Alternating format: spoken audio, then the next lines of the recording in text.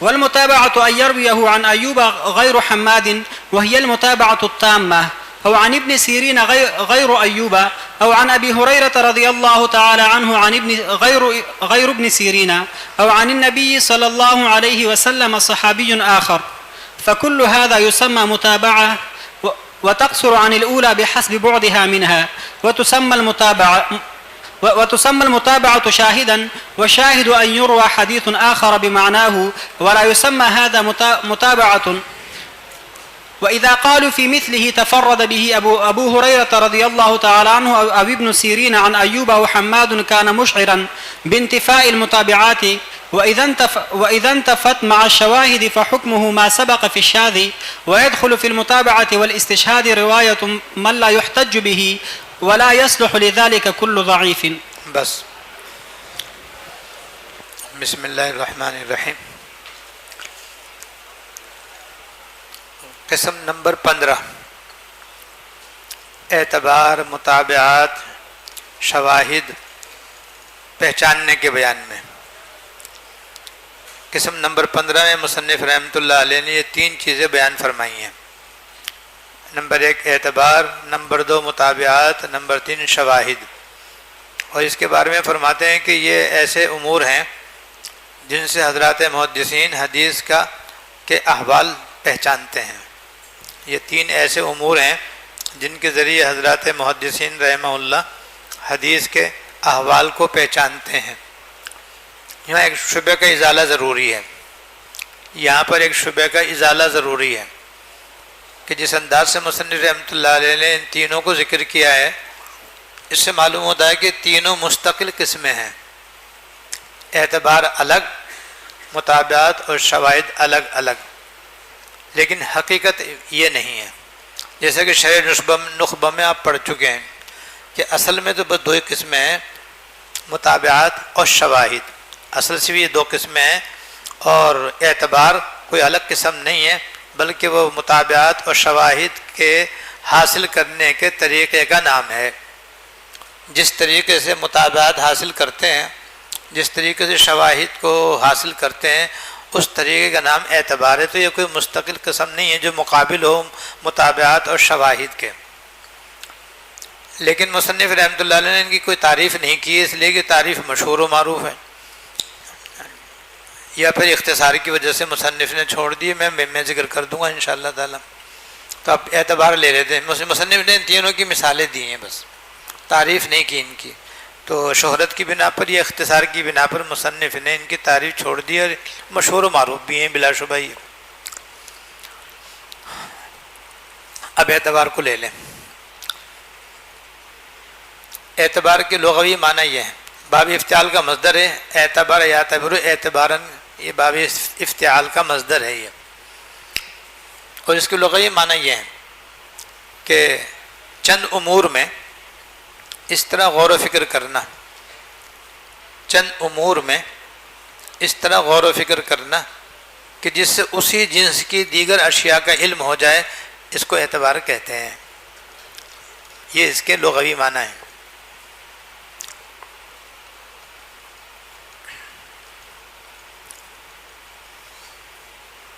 اور اصطلاح میں اعتبار اسے کہتے ہیں کہ کسی حدیث کا راوی روایت کرنے والا اکیلا ہے. کسی حدیث کی روایت کرنے والا کوئی راوی اکیلا ہے، تو ہم اس کے بارے میں تلاش کریں کہ کسی اور سند سے بھی یہ روایت مروی ہے یا نہیں. اگر تلاش کرنے سے مل جائے تو اس ملنے کو اعتبار کہتے ہیں.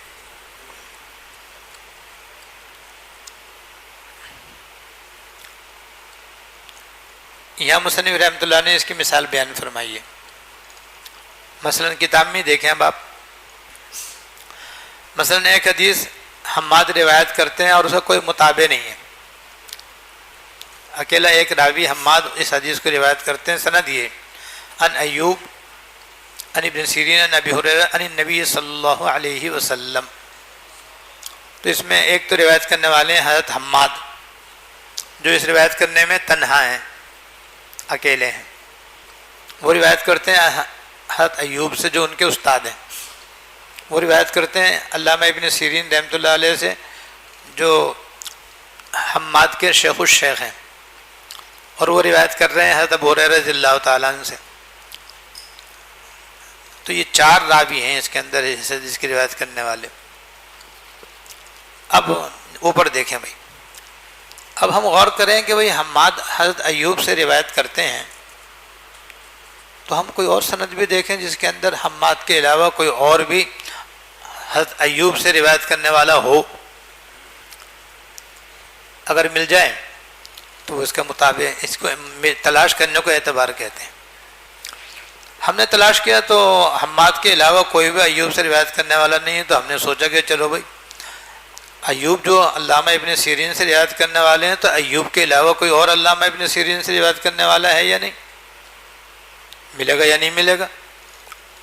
اسی طرح ہم یہ کہیں کہ بھائی حضرت ابو ہریرہ رضی اللہ تعالیٰ عنہ سے ابن سیرین روایت کرنے والے ہیں، تو اگر علامہ ابن سیرین کے علاوہ کوئی اور بھی حضرت ابو ہریرہ سے روایت کرنے والا ہے یا نہیں، اگر نہیں ملے تو پھر غور کریں کہ حضرت ابو ہریرہ رضی اللہ تعالیٰ عنہ کے علاوہ کوئی اور بھی حضور سے یہ حدیث روایت کرنے والا ہے یا نہیں۔ اس جستجو کو اعتبار کہتے ہیں، اس تلاش و جستجو کو اعتبار کہتے ہیں۔ آگے سمجھ میں بھائی یہ تشریح ہے نیچے جو آپ دیکھ لیں۔ فیوز علی کے وجودہ علماء لہو اصلاً یرجع، اب اگر کوئی دوسری سند سے مل جائے تو پھر کہیں گے ہمیں یہ حدیث بے اصل نہیں ہے، بلکہ ضرور اس کی اصل ہے۔ اور اگر تلاش و جستجو کے بعد کوئی مطابع نہیں ملتا ہے تو پھر ایسی صورت میں کہا جائے گا کہ بھائی اس کی کوئی اصل نہیں ہے۔ اس غور و فکر اور تلاش کرنے کا نام اعتبار ہے فی الاصطلاح۔ بھائی یہ اس کا خلاصہ سمجھ میں آ گیا سب۔ اب مطابعات کو بھی ذکر فرماتے ہیں، مطابعات اور شواہد، اس کا ذکر آئے گا انشاءاللہ تعالی۔ مطابعات باب مفعلہ کا مصدر ہے، جس کے معنی آتے ہیں تابع داری کرنا، پیروی کرنا، جس کے لغوی معنی ہے تابع داری کرنا اور پیروی کرنا، یہ اس کے لغوی معنی ہے۔ اور اصطلاح میں مطابعات اسے کہتے ہیں کہ جس کا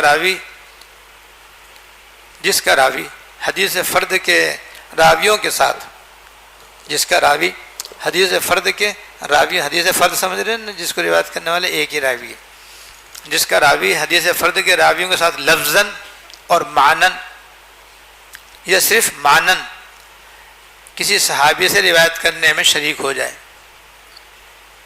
تو اسے کہتے ہیں مطابعات۔ اسے کیا کہتے ہیں؟ مطابعات۔ پھر سمجھ لو اصطلاح میں مطابعات جسے کہتے ہیں کہ وہ حدیث جس کا راوی حدیث فرد کے راویوں کے ساتھ لفظاً اور معنن یا صرف معنن اس صحابی سے روایت کرنے میں شریک ہو جائے، اسے کہتے ہیں مطابعات۔ پھر اس کی 2 قسمیں ہیں، مطابعات تامہ، مطابعات قاصرہ۔ پھر مطابعات کی 2 قسمیں ہیں، مطابعات تامہ، مطابعات قاصرہ۔ اگر جو حدیث فرد ہے اس کے شیخ میں اگر موافقت ہو جائے دوسری حدیث سے تو اسے مطابعات تامہ کہتے ہیں، اور اگر شیخ الشیخ میں موافقت ہو جائے تو اسے کہتے ہیں مطابعات قاصرہ لبعدہ، کیونکہ مطابقت دور ہو رہی ہے، قریب نہیں ہو رہی، اس لیے اسے مطابعات قاصرہ کہتے ہیں۔ یہی مثال ہے، دیکھو کہ اگر حماد کے علاوہ کوئی اور بھی ہے ایوب سے روایت کرنے والا ہو تو دونوں کا شیخ ایوب ہو گیا، یہ مطابعت تامہ بن گئی۔ اور اگر ابن سیرین رحمہ اللہ کے اندر جا کر کے موافقت ہو جاتی ہے تو مطابعت قاصرہ کہلائے گی، یہ نیچے لکھا ہوا ہے انہوں نے، دیکھو فکل ھذا یسمى مطابعہ وتقصر عن الاولی بحسب بعدها منه، لیکن مطابعت قاصرہ کا درجہ مطابعت تامہ سے کم تر ہے، وجہ ہے کہ یہاں موافقت دور پائی جا رہی ہے، تامہ میں قریب میں پائی جا رہی ہے، کیونکہ بیچ میں کوئی اور واسطہ نہیں ہے۔ حماد براہ راست حضرت ایوب سے روایت کر رہے ہیں، دوسرا راوی بھی حضرت ایوب ہی سے روایت کر رہے ہیں، اس بنا پر چونکہ یہاں مطابعت کے درمیان کوئی واسطہ نہیں ہے، لہذا یہ قریب کی بنا پر یہ مطابعت تامہ، اور ابن سیرین کے اندر موافقت تو یہ دور موافقت ہو رہی ہے، اور دور کی بنا پر اس میں کمزوری آ گئی، اس لیے یہ مطابقت قاصرہ کہلاتی۔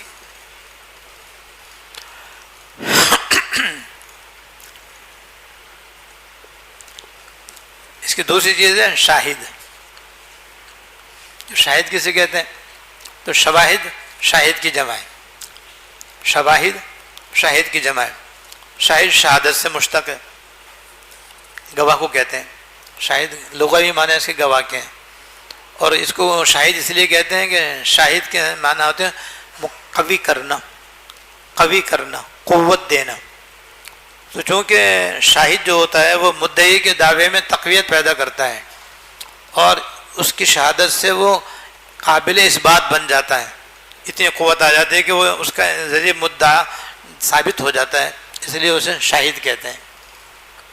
یہاں پر بھی یہی مفہوم مراد ہے کہ شاہد کو اس لیے شاہد کہتے ہیں کہ شاہد کی وجہ سے وہ حدیث فرد جس کے اندر کمزوری پائی جاتی ہے، فرد ہونے کی وجہ سے، تنہا اکیلے نقل کرنے کی وجہ سے شاہد ملنے سے اس میں قوت آ جاتی ہے، اس لیے اس کو شاہد کہتے ہیں۔ اس کی جمع شواہد۔ اور اصطلاح میں شاہد کی تعریف سمجھو۔ اصطلاح میں شاہد اسے کہتے ہیں جس کا راوی حدیث فرد کے راویوں کے ساتھ لفظاً اور معنن یا صرف معنن دوسرے صحابی کے ساتھ شریک ہو جائیں۔ مطابعت میں صحابی ایک ہی رہتے ہیں، طریق بدل جاتا ہے، اور شاہد میں متن ایک ہوتا ہے، صحابی الگ الگ ہو جاتے ہیں۔ یہ فرق ہے دونوں میں، سمجھ میں آ گیا سب کو؟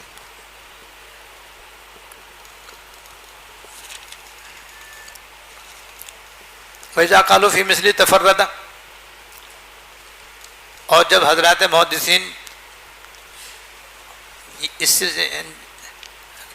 سلسلے میں فرمائیں تفرد بھی ابو ہریرہ، اس حدیث کے روایت کرنے میں حضرت ابو ہریرہ اکیلے ہیں، یا ابن سیرین یا حضرت ایوب یا حماد، تو اس کا مطلب یہ ہوتا ہے کہ اس کے متابعات نہیں ملتے، یہ مطلب ہوتا ہے اس کا۔ اور جب شواہد بھی نہ ملے، متابعات بھی نہیں ہے، شواہد بھی نہیں ہے، فحکم ما سبق فی الشاذ، تو اس کا وہی حکم جو شاذ میں گزر گیا کہ ایسی صورت میں وہ حدیث ضعیف ہوگی، قابل استدلال نہیں ہوگی۔ اس کے بعد فرمایا وَيَدْخُلُ فِي الْمُتَابَعَةِ وَالِاسْتِشْهَادِ رِوَایَةُ مَنْ لَا يُحْتَجُّ بِهِ، اور نیز متابعات میں اور شواہد میں، استشہاد سے مراد ہے شواہد، استشہاد سے مراد کیا ہے؟ شواہد۔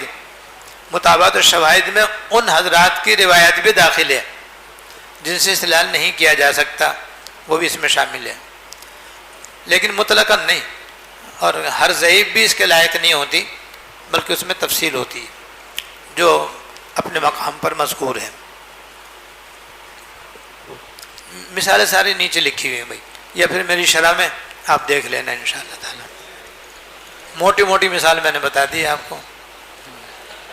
مثلا ایک اتنی سی بات بتا، حضرت ابو ہریرہ رضی اللہ تعالیٰ عنہ سے جو روایت ہے نا اوپر، حماد عن ایوب عن ابن سیرین عن ابی ہریرہ عن النبی صلی اللہ علیہ وسلم، اب اگر حضرت ابو ہریرہ کے لیے عن ابن عمر یہ روایت مل جائے تو کیا کہیں گے؟ شاہد، کیوں صحابی بدل گئے، جب صحابی بدل جائیں تو پھر وہ شاہد بن جاتا ہے، اور صحابی ایک ہی ہو تو اسے متابعت کہتے ہیں۔ قسم نمبر 16 معرفت زیادت الثقات و حکمها وہ فن لطیف تحصل العنایہ۔ قسم نمبر 16 اس میں ثقہ کی زیادتی اور اس کا حکم کا جاننا مذکور ہے، یعنی قسم نمبر 16 اس بارے میں ہے کہ ثقہ کی زیادتی کا کیا حکم ہے، اور ثقہ کی زیادتی کا علم کیسے ہوتا ہے، ثقہ کی زیادتی کا جاننا اور اس کا حکم، یہ اس کے اندر مذکور ہے۔ اور فرماتے ہیں کہ یہ فن لطیف ہے اور اس پر توجہ دینے کی ضرورت ہے۔ عنایہ کے معنی توجہ، اس میں توجہ دینے کی ضرورت، توجہ دے رہے ہیں آپ حضرات؟ چلو بھائی ماشاء اللہ۔ اس کے بارے میں مصنف رحمۃ اللہ علیہ نے 3 قول ذکر فرمائے ہیں. ثقہ کی زیادتی.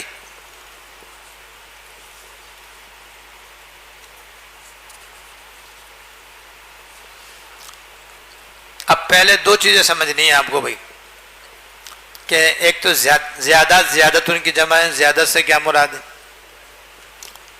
ثقات ثقہ کی جمع ہے. ثقہ سے کیا مراد ہے؟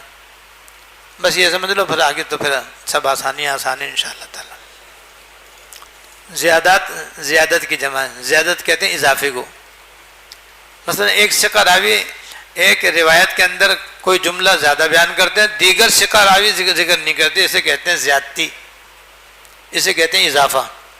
کیونکہ دیگر ثقہ راوی بھی تو اس حدیث کو روایت کر رہے ہیں، وہ تو اس جملے کو ذکر نہیں کر رہے، ایک ثقہ اس کو ذکر کر رہا ہے.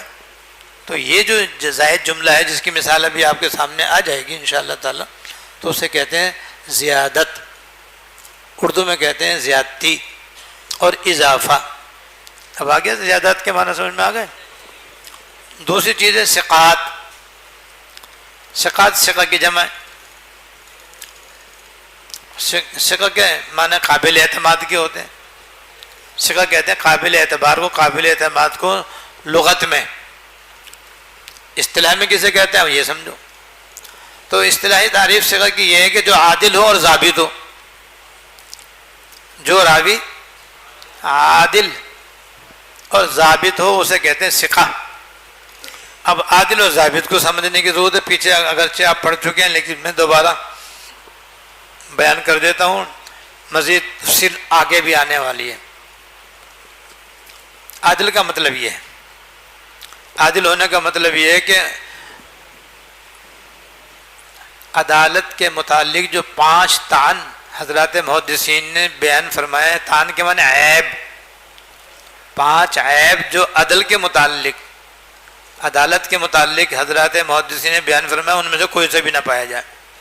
وہ 5 ہی ہیں: کذب، تہمت کذب، فسق، جہالت اور بدعت. کذب، تہمت کذب، فسق، جہالت اور بدعت، یہ 5 اسباب طعن ہیں جن سے راوی کی عدالت متاثر ہوتی ہے. اگر ان میں سے کوئی ایک پایا جائے گا تو راوی عادل نہیں ہوگا. جب عادل نہیں ہوگا تو ثقہ بھی نہ ہوگا. ثقہ ہونے کے لیے ضروری ہے کہ وہ عادل ہو. عادل ہونے کا یہ مطلب ہے کہ یہ 5 اسباب طعن میں سے کوئی سبب بھی اس کے اندر نہ پایا جاتا ہو. نہ اس میں کذب ہو، نہ تہمت کذب ہو، نہ فسق ہو، نہ جہالت ہو اور نہ بدعت ہو. 5 کی نفی کریں گے تو راوی عادل بنے گا، اور جب عادل بنے گا تو وہ ثقہ بنے گا. آگے سمجھنے سمجھے. اور ضابط کا مطلب یہ ہے کہ ضبط کے متعلق جو حضرات محدثین نے 5 اسباب طعن بیان فرمائے، ان میں سے کوئی سا بھی نہ پایا جائے. اور وہ 5 ہیں: فحش غلط، کثرت غفلت، فحش غلط، کثرت غفلت، وہم، مخالفت ثقات اور سوء حفظ. یہ 5 اسباب طعن ہیں جن سے راوی کا ضابط ہونا متاثر ہوتا ہے. لہذا ضابط ہونے کے لیے ضروری ہے کہ 5 اسباب میں سے کوئی سبب بھی اس میں نہ پایا جائے. جب نہیں پایا جائے گا تو پھر وہ ضابط ہوگا. تو اب عادل بھی ہو گیا، ضابط بھی ہو گیا. جب دونوں جمع ہو گئے تو راوی ثقہ ہو گیا. اب آگے ثقہ ہونا سمجھ میں. تو ثقہ اسے کہتے ہیں کہ اس راوی کو کہتے ہیں جو عادل بھی ہو، ضابط بھی ہو. اب اس کے بعد سمجھو کہ مصنف رحمۃ اللہ علیہ نے ثقہ کی زیادتی کے بارے میں حکم بیان فرمایا ہے، اور 3 قول اس میں ذکر فرمائے ہیں. پہلا قول جو ہے وہ جمہور کا ہے. جمہور فقہاء و محدثین قبولها مطلقاً، پہلا قول ہے یہ، اور یہی راجح ہے. پہلا قول یہ ہے کہ ثقہ کی زیادتی مطلقاً مقبول، کیونکہ وہ ثقہ ہے بھائی. جب ثقہ ہے تو بس قابل اعتماد ہے. جب قابل اعتماد ہے تو اگر وہ اپنی روایت میں کوئی جملہ زیادہ بیان کر رہا ہے جبکہ دیگر ثقات نے اس کو بیان نہیں کیا ہے تو یہ قبول ہوگا. یہ جمہور کا مسئلہ ہے. وقیل لا تقبل مطلقاً، قیلہ سے اس کے ضعف کی طرف اشارہ کر دیا. قیلہ سے اس قول کے ضعیف ہونے کی طرف اشارہ کرتے ہوئے فرمایا کہ دوسرا قول یہ ہے کہ لا تقبلوا مطلقاً قبول نہیں کیا جائے، کیونکہ دیگر ثقات کی مخالفت پائی جا رہی ہے اس کے اندر۔ تیسرے قول میں تفصیل ہے، تیسرے قول میں تھوڑی تفصیل ہے کہ اگر ایک ہی راوی ایک مرتبہ تو اس زیادتی کے بغیر روایت کرے اور دوسری مرتبہ وہی راوی زیادتی کے ساتھ بھی بیان کرے تو قبول نہیں کیا جائے گا، تو قبول نہیں کیا جائے گا۔ لیکن اگر دوسرا راوی اس اضافے کو بیان کرے تو قبول کر لیا جائے گا، کیونکہ اب تو تقویت آ گئی اس کے اندر۔ یہ تین قول ہو گئے۔ آگے فرماتے ہیں کہ علامہ ابن الصلاح رحمۃ اللہ علیہ نے اس کی چند قسمیں بیان فرمائی ہیں، یعنی ثقہ کی زیادتی کی چند قسمیں بیان فرمائی ہیں، زیادت الثقات کی 3 قسمیں بیان فرمائی ہیں۔ نمبر 1، زیادت تخالف الثقات فطرت۔ ایک قسم تو یہ ہے کہ ثقہ اوثق راوی کی مخالفت کرے۔ ثقات سے مراد ہے اوثق، ثقات سے کیا مراد ہے؟ اوثق۔ تو پہلی قسم تو یہ ہے کہ اگر کوئی ثقہ راوی اوثق راوی کی مخالفت کرے تو اس کو رد کر دیا، کما سبق، جیسے شاذ کے اندر ذکر ہو چکا کہ وہ پھر روایت شاذ بن جاتی ہے۔ ثقہ نے اگر اوثق کی مخالفت کی تو ثقہ کی روایت کو کیا کہتے ہیں؟ اور اوثق کی روایت کو کیا کہتے ہیں؟ اور راجح کون سی ہے؟ محفوظ، اور شاذ ضعیف، یہ کما سبق ہو گیا۔ دوسری صورت یہ ہے ثقہ زیادتی کر رہا ہے، اپنے روایت میں اضافہ بیان کر رہا ہے، تو لیکن اس کا کوئی اس کے خلاف کوئی اور روایت کرنے والا نہیں ہے، اوثق روایت کرنے والا ہے ہی نہیں سرے سے، یعنی وہ اس حدیث اضافے کی روایت کرنے میں اکیلا ہے۔ ابھی بھی سمجھے سمجھدار؟ وہ ثقہ راوی اس زیادتی کی روایت کرنے میں اکیلا ہے، کوئی اور اس کے مقابلے میں نہیں ہے کہ یہ کہا جائے کہ ثقہ نے اوثق کی مخالفت کی۔ فیقبل، اس کا حکم یہ ہے کہ اسے زیادتی قبول کر لیا جائے گا۔ حضرت خطیب بغدادی رحمۃ اللہ علیہ فرماتے ہیں اس پر علماء کا اتفاق ہے۔ تیسری قسم جو بین ہے کہ کوئی ثقہ کسی حدیث کے اندر کوئی جملہ بڑھاتا ہے اور بڑھا کر اس کو بیان کرتا ہے جس کو دیگر ثقات نے ذکر نہیں کیا۔ اس کی مثال بھی مصنف نے دے دی ہے، پوری مثال میں بعد میں بیان کر دوں گا آپ کے سامنے، ٹھیک ہے انشاءاللہ۔ تو علامہ فرماتے ہیں ان علامہ ابن صلاح کی من وجہن تو قسم میں مخالفت ثقات اس میں پائی جا رہی ہے، کیونکہ دیگر راویوں نے اس کو ذکر نہیں کیا، وہ بھی ثقہ ہے، تو اس میں من وجہن ثقات کی مخالفت ہے، من وجہن مخالفت نہیں ہے، تو یہ بین ہو گئی۔ تیسری قسم بین ہو گئی بھائی، دو قسم اول قسم ثانی کے بین ہو گئی۔ مخالفت کو اس اعتبار سے کہ بھائی دیگر ثقہ راویوں نے اس کو ذکر ہی نہیں کیا، یہ اکیلا خود ذکر کر رہا ہے، تو ثقہ نے اوثق کی مخالفت کر دی، اس کا تقاضا یہ ہے کہ اس کو رد کرنا چاہیے۔ اور من وجہن یہ ثانی کے مشابہ کہ یہ معنن اسی کے موافق ہے، معنن موافق ہے، جب معنن موافق ہے تو مخالفت نہیں، اس کا تقاضا ہے کہ اسے قبول کر لینا چاہیے۔ اس کے بعد فرماتے ہیں مصنف رحمۃ اللہ علیہ کے علامہ ابن الصلاح رحمۃ اللہ علیہ نے اس قسم کا حکم نہیں بیان فرمایا، بس قضا قال الشیخ، جب کتاب میں دیکھ لو بھائی قضا قال الشیخ، شیخ نے یہی فرمایا، یعنی بس یہ بین ہے، من وجہن قسم اول کے مشابہ، من وجہن قسم ثانی کے مشابہ۔ حکم کیا ہے؟ علامہ ابن الصلاح رحمۃ اللہ علیہ نے سکوت فرمایا یہاں پر، البتہ امام نووی رحمۃ اللہ علیہ نے اس کا حکم بیان فرمایا وسیع قبول حاضر الاخیر، صحیح ہے کہ یہ دوسری آخری قسم بھی قابل قبول ہو جائے گی۔ اب اس کے بعد مثال، مصنف نے 2 مثالیں بیان کی ہیں متن کے اندر بھی۔ پہلی مثال جو ہے وہ نیچے دیکھ لیں، نیچے نہیں ہے، وہ اجمال ہے اس کے اندر خدا، میں مثال دے رہا ہوں۔ ابو مالک اشجعی ان ابو مالک اشجعی ان ربعی ان حذیفہ قال قال رسول اللہ صلی اللہ علیہ وسلم جعلت لی الارض کلها مسجدا وجعلت تربتها طہورا، یہ ایک حدیث ہے جو بخاری و مسلم کے اندر موجود ہے۔ اب اس میں جو وجعلت تربتها طہورا، یہ ابو مالک اشجعی کی روایت میں اضافہ ہے، دیگر ثقات کی روایت میں یہ نہیں ہے۔ اس میں تو بس یہ ہے کہ وتربتها طہورا، جعلت لنا الارض طہورا کے الفاظ ہیں دیگر راویوں کی روایات میں، یہ اضافہ ہے ان کی روایت میں۔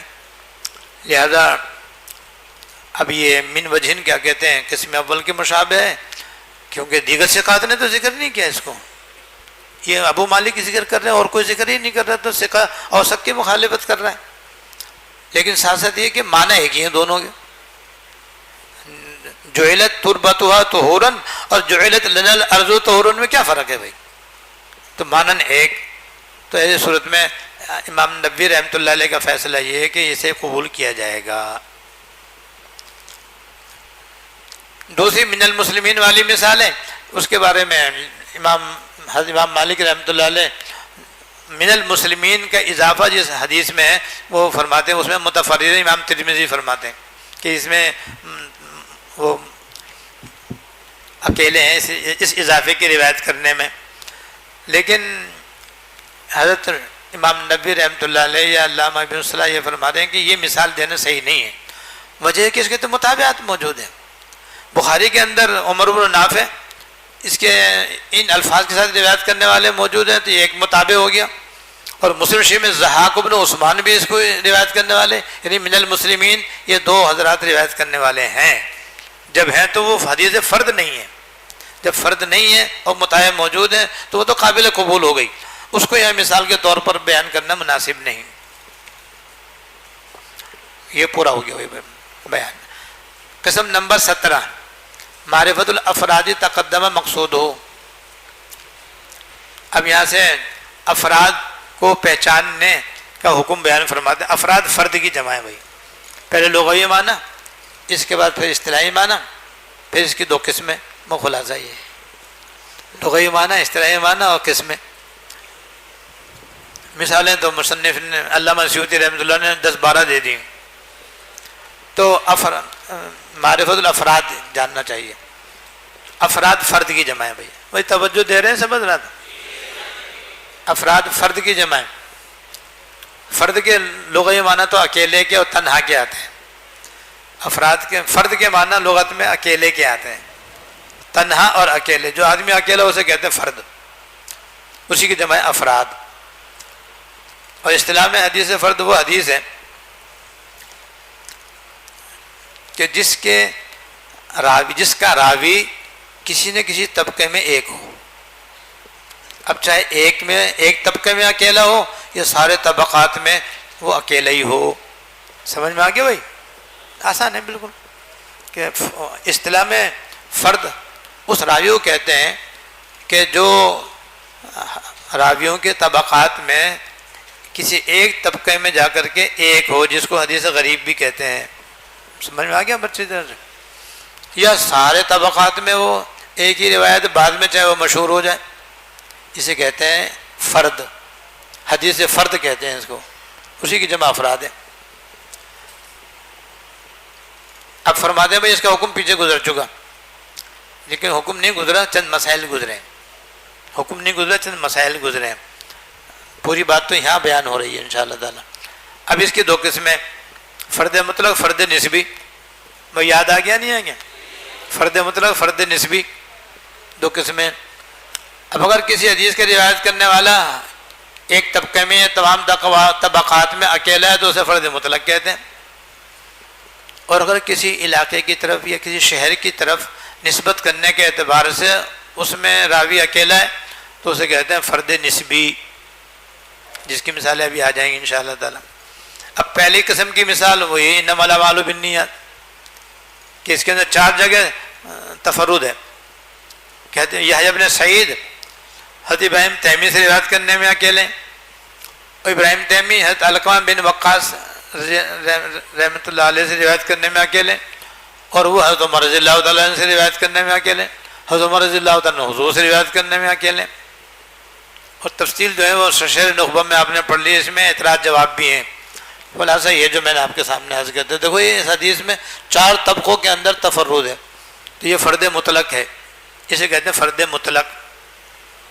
اور فرد نسبی کی مثال یہ ہے کہ جیسے تفردت بھی اہل مکہ و شام، اب مکہ اور شام 2 شہر ہیں، یا شام ملک بھی کہہ سکتے ہیں، اس کے اعتبار سے راوی کے اندر اکیلا ہونا پایا جا رہا ہے، تو اسے فرد نسبی کہیں گے، کیونکہ نسبت پائی جا رہی ہے شام کی طرف، نسبت پائی جا رہی ہے کوفے کی طرف، یا اہل بصرہ میں اہل کوفہ۔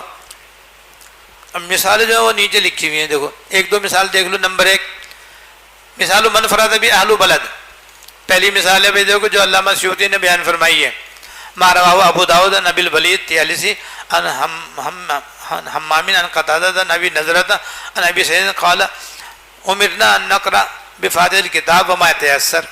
یہاں جو امرنا ہے یہ کیا کہتے ہیں، اس کے اندر حضرت ابو سعید جو ہیں وہ اہل بصرہ اس کے اندر متفرد ہیں، امرنا کے لفظ کے اندر اہل بصرہ اس کے اندر متفرد ہیں۔ آگے پھر صفحہ 250 پر 2 3 4 5 6 ساری مثالیں موجود ہیں۔ اب آگے اس کا حکم بیان فرماتے ہیں کہ یہ جو دوسری قسم ہے جس کے اندر کسی شہر کی طرف نسبت ہوتی ہے، یا کسی علاقے کی طرف نسبت ہوتی ہے، یا کسی ملک کی طرف نسبت ہوتی ہے، یہ اس روایت کے ضعف کا سبب نہیں ہے، وہ اس روایت کے ضعیف ہونے کا سبب نہیں ہے۔ یہ ہاں ایک یہ ہو سکتا ہے کہ اگر شہر کی طرف جو نسبت ہے، یا ملک کی طرف جو نسبت ہے، یا علاقے کی جو نسبت، اس کا مقصد ہے کہ اس روایت کے روایت کرنے والا اکیلا ہے، یعنی وہ حدیث فرد مطلق ہے، تو پھر ضعف کا سبب ہو سکتا ہے۔ فیکون کل قسم الاول، تو پھر قسم اول کی طرح ہوگا، اور پھر وہ فرد ہونے کی بنا پر اس کے اندر ضعف آ جائے گا۔ ختم، سبق ختم۔